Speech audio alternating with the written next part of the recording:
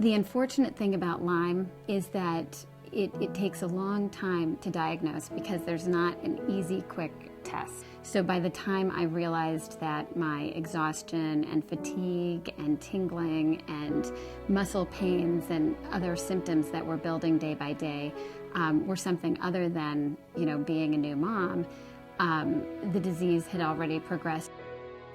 One doctor finally gave me 6 weeks of doxycycline. Of course, it wasn't enough. And several infectious disease doctors I met with felt like I had been treated.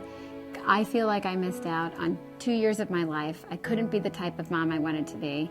I didn't have the energy to play with the kids. I didn't have the strength to carry my son when he was little. I wasn't there when he took his first steps. And I really wouldn't wish that on anybody. I feel like the last 2 years of my life have been just me waiting to see what's going to happen and not really living my life. My first symptoms were vertigo and balance problems. I had to really think to walk straight down the street. I would get lost in my neighborhood, and then from there it escalated to much worse neurological symptoms. I tested negative on all the traditional Lyme tests, so I thought that I was losing my mind. And it was terrifying. I don't feel like I could take care of a child right now, but for me, being in my late 30s and wanting to start a family, I hope every day that, I'm turning a corner, but I don't have a lot of time either.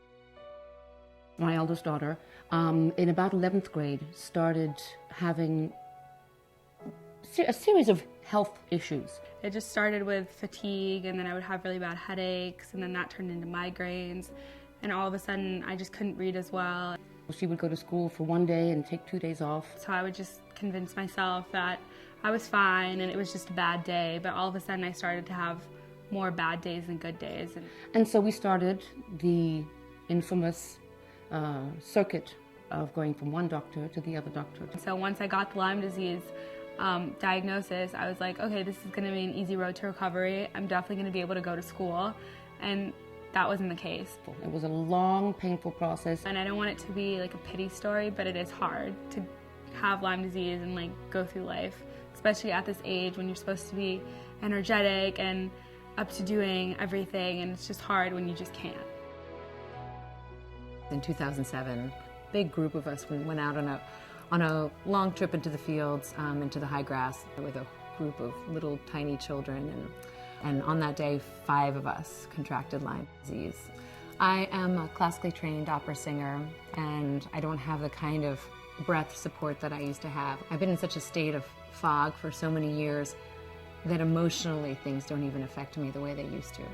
How can doctors be getting it so wrong? Doctors need objective, measurable, quantifiable tests that work at all stages of illness. The blood tests for Lyme disease are predominantly antibody-based tests, and in many diseases have been replaced by tests that measure the actual organism.